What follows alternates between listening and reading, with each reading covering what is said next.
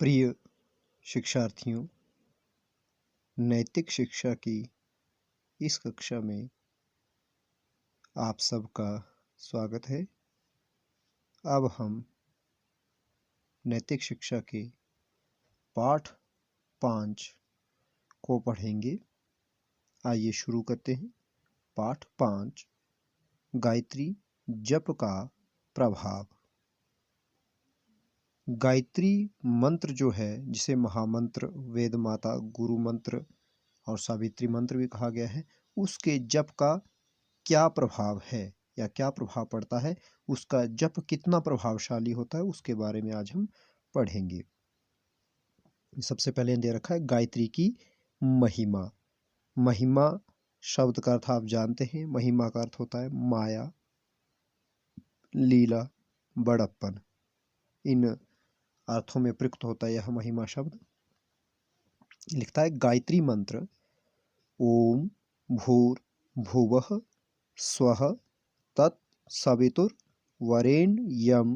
भर्गो देवस्य धीमहि धियो यो नः प्रचोदयात्।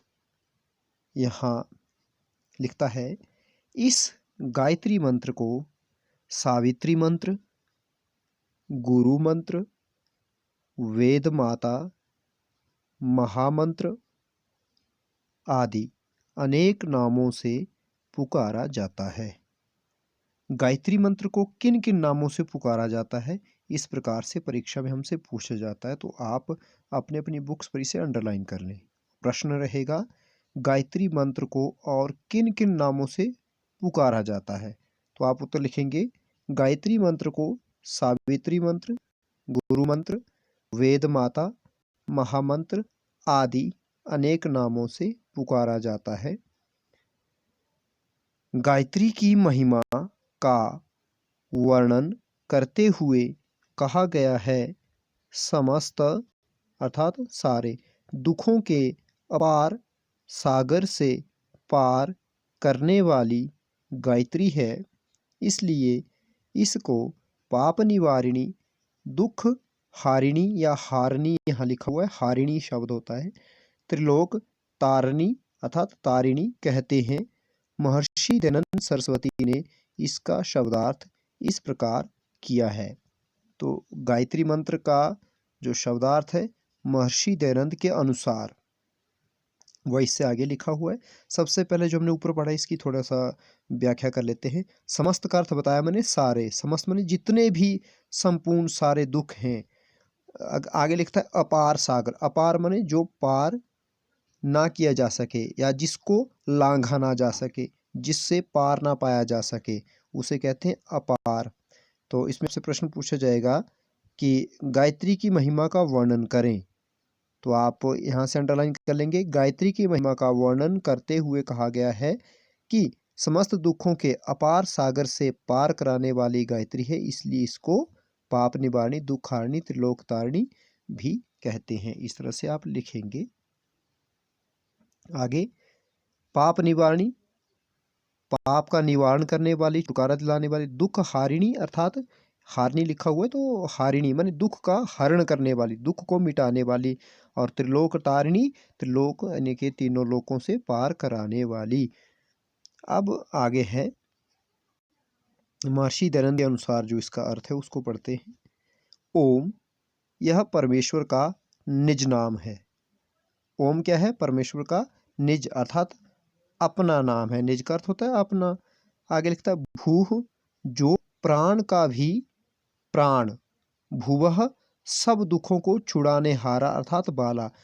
ये भू है जो प्राण का भी प्राण हो, प्राण का भी प्राण अर्थात प्राणों से भी प्यारा या सबका आधार, यानी कि प्राणों का भी कोई ना कोई आधार होता है, तो उसका भी जो आधार है वह परमात्मा है। इसलिए परमात्मा का सूचक है यहाँ पर ओम भूः। तो भू को महर्षि दयानंद ने इस प्रकार लिखा जो प्राण का भी प्राण है अर्थात सबका आधार। आगे लिखता है भुवः सब दुखों को मिटाने वाला या छुड़ाने वाला, स्वः स्वयं सुख स्वरूप और अपने उपासकों को सब सुखों की प्राप्ति कराने हारा है।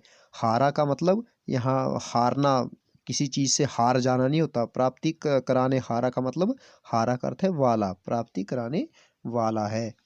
तो स्वयं सुख स्वरूप, स्व का अर्थ दिया हुआ है जो स्वयं, तो सुख स्वरूप है, उसका स्वरूप किसकी तरह है, सुख की तरह है, लेकिन अपने उपासकों को भी वो सुख की प्राप्ति करवाता है।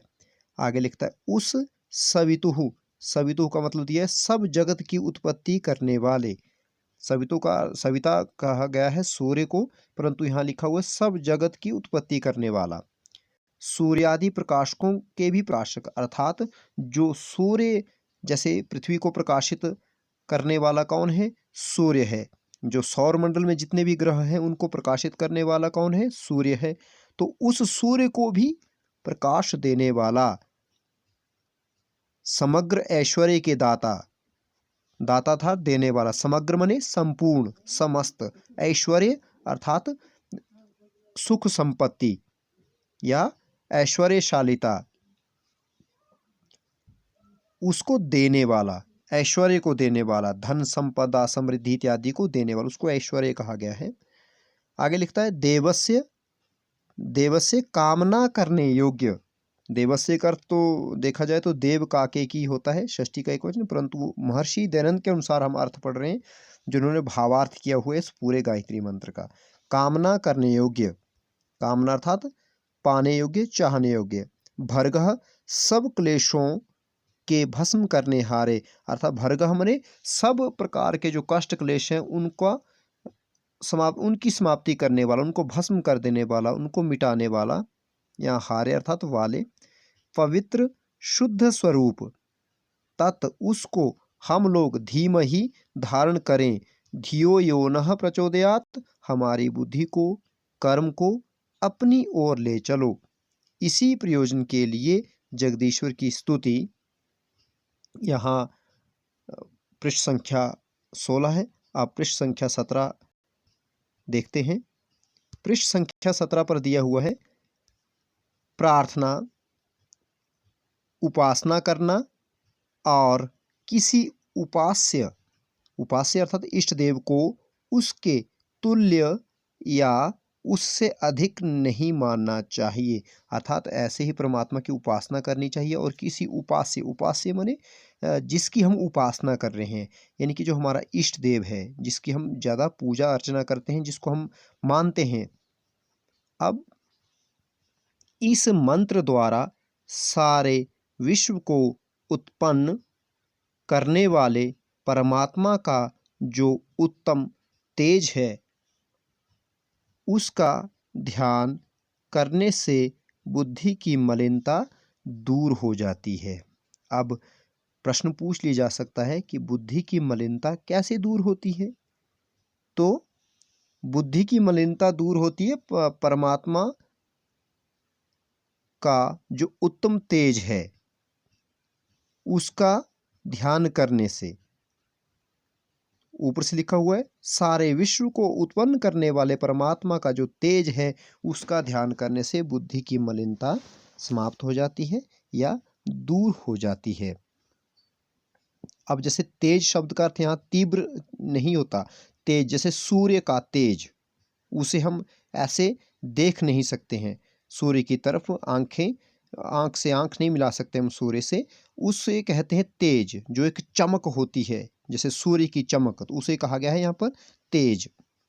गायत्री मंत्र का जप करते हुए उपासक को अंदर या अपने मन में, अपने अंदर यह भावना रखनी चाहिए कि सर्व शक्तिमान सत्य स्वरूप, शक्ति के आदि स्रोत, जो प्रथम सोर्स है, स्रोत है, आनंद में भगवान के ध्यान से मुझे भी आनंद, ज्ञान, शक्ति, सत्य, शांति आदि की प्राप्ति हो रही है और तेज के सामर्थ्य से मेरे अज्ञान, रोग, दुख, भय, शोक, चिंता आदि दूर हो रहे हैं। ऐसी भावना के साथ किया हुआ गायत्री मंत्र का जप अद्भुत अद्भुत शक्ति, शांति, ज्योति और आनंद को देने वाला होता है। तो यहाँ हमने पढ़ा इस पैराग्राफ में कि हमें अद्भुत शक्ति, शांति और ज्योति एवं आनंद की प्राप्ति किस प्रकार हो सकती है। और सबसे पहले पूछा हुआ था कि गायत्री जप का ध्यान करते हुए उपासक को अपने अंदर यह भावना रखनी चाहिए कि सर्वशक्तिमान सत्य स्वरूप परमात्मा के ध्यान से मुझे इन सब चीज़ों की प्राप्ति हो रही है। किन किन की? अद्भुत शक्ति, शांति आदि की। और मेरे जो दुख, भय, रोग, शोक, चिंता इत्यादि मोह जो है वो सब खत्म हो रहे हैं। तो आपसे प्रश्न पूछ लिया जा सकता है कि गायत्री जप का या गायत्री मंत्र का जप करते हुए उपासक को अपने अंदर किस प्रकार की भावना रखनी चाहिए, किस प्रकार की भावना होनी चाहिए मन में, तब ये गायत्री मंत्र जो फलीभूत होता है। तो इस पैराग्राफ को भी आप अंडरलाइन कर लेंगे। आगे लिखता है, परंतु गायत्री मंत्र का जप तभी फलीभूत होता है। अब इस पैराग्राफ को भी अंडरलाइन कर लें आप। जब पहले इसके अर्थ हृदय में धारण कर लिए जाएं और गायत्री मंत्र के आदेशानुसार अपना चरित्र भी बनाया जाए, अर्थात गायत्री मंत्र साधक के जीवन में ओतप्रोत हो जाए। अब जिनके पास किताबें नहीं है, बुक्स नहीं है, वे तो खैर अंडरलाइन नहीं कर पाएंगे। वो इन जिनको मैं अंडरलाइन करने के लिए बोल रहा हूँ उन पर विशेष ध्यान दें। इस पाठ को एक बार स्वयं भी पढ़ें आप। प्रश्न पूछ लिया जाएगा आपसे कि गायत्री मंत्र का जप कब फलीभूत होता है। गायत्री मंत्र जो है इसका जप कब फलीभूत होता है? तो इसका जप तब फलीभूत होता है जब इसके अर्थ भी हृदय में धारण कर लिए जाए और गायत्री मंत्र के आदेशानुसार अपना चरित्र भी बनाया जाए। जिस प्रकार परमात्मा, यह अगला पैराग्राफ भी ध्यान देने योग्य है, जिस प्रकार परमात्मा अपनी सविता शक्ति द्वारा सुप्त प्रकृति को प्रेरणा करके सृष्टि को रच देता है, इसी प्रकार या उसी प्रकार परमात्मा को सविता नाम से पुकारने वाले साधक का भी कर्तव्य हो जाता है कि वह अपने आप को और दूसरों को प्रेरणा देकर अज्ञान की निद्रा को दूर करे और सब मनुष्यों को ईश्वर भक्त, वेद भक्त तथा जनता जनार्दन का सेवक बनाने का यत्न करे। यत्न अर्थात प्रयत्न। इसको आप अंडरलाइन कर लेंगे। आपसे पूछ लिया जाएगा, प्रश्न में पूछा जा सकता है कि सविता शक्ति द्वारा मानवीय पुरुषार्थ के बारे में अपने विचार प्रकट करें या लिखें। अर्थात मानवीय पुरुषार्थ, पुरुषार्थ चार प्रकार के हैं, धर्म अर्थ काम मोक्ष। अब यह मानवीय पुरुषार्थ का मतलब क्या है? इस प्रश्न के माध्यम से क्या पूछा जा रहा है आपसे? सविता शक्ति द्वारा मानवीय पुरुषार्थ, अर्थात जिस प्रकार सब परमात्मा सविता शक्ति द्वारा सृष्टि की रचना कर रहा है, उसी प्रकार मनुष्यों का क्या कर्तव्य है, मनुष्यों का कर्तव्य क्या है जो परमात्मा को सविता नाम से पुकारते हैं। तो आप लिखेंगे कि जिस प्रकार परमात्मा अपनी सविता शक्ति द्वारा सुप्त प्रकृति को, जो प्रकृति है सुप्त अवस्था में है, यह इस पर सूर्य का तेज पड़ेगा, परमात्मा की सविता शक्ति के द्वारा इस सृष्टि में उत्पत्ति होगी। सृष्टि में जल थल इत्यादि सब कुछ, चर अचर जो है वह सब कुछ बनेगा। जैसे पाषाण, मृदा, मृदा अर्थात मिट्टी, पेड़ पौधे, जीव जंतु, ये सब अपनी अपनी जगह स्थिर हो जाएंगे या ये गति करने लग पड़ेंगे। तो उसी प्रकार जो परमात्मा को सविता नाम से पुकारते हैं उन साधकों का भी कर्तव्य हो जाता है। साधक अर्थात जो साधना में लीन हैं, जो परमात्मा के ध्यान में मग्न हैं, ऐसे लोग, यानी कि हम सब का कर्तव्य हो जाता है कि हम दूसरों को प्रेरणा दें और उनकी जो अज्ञान की निद्रा है उसे मिटाएं, यानी कि लोगों में ज्ञान बांटें और सब मनुष्यों को कैसा बना दें? ईश्वर भक्त, परमात्मा में आस्था रखने वाले, वेद भक्त अर्थात वेदोक्त यानी कि वेदों के द्वारा बताए हुए मार्ग का अनुसरण करने वाले। वेद भक्त का अर्थ है यहाँ वेदोक्त मार्ग पर चलने वाले, वेदों में बताए गए ज्ञान का अनुसरण करने वाले, वेदों में बताए गए मार्ग पर चलने वाले और जनता जनार्दन का सेवक बनाने का यत्न करें, इनके प्रयत्न करें। जनता जनार्दन अर्थात प्रत्येक व्यक्ति एक दूसरे के साथ मिलजुल कर रहने की भावना वाले होवें, दीन दुखियों की मदद करने वाले होवें, ऐसा हमारा प्रयत्न होना चाहिए। आगे लिखता है, गायत्री जप प्रातः स्नान करने के पश्चात तथा रात्रि में सोने से पूर्व करना अधिक उपयोगी है। जप का स्थान पवित्र एवं शांत होना चाहिए। महर्षि दयानंद के गुरु स्वामी विरजानंद जी महाराज को गायत्री के जप से ही सिद्धि प्राप्त हुई थी। गायत्री की सिद्धि से मनुष्य ब्रह्म तक का साक्षात्कार कर सकता है।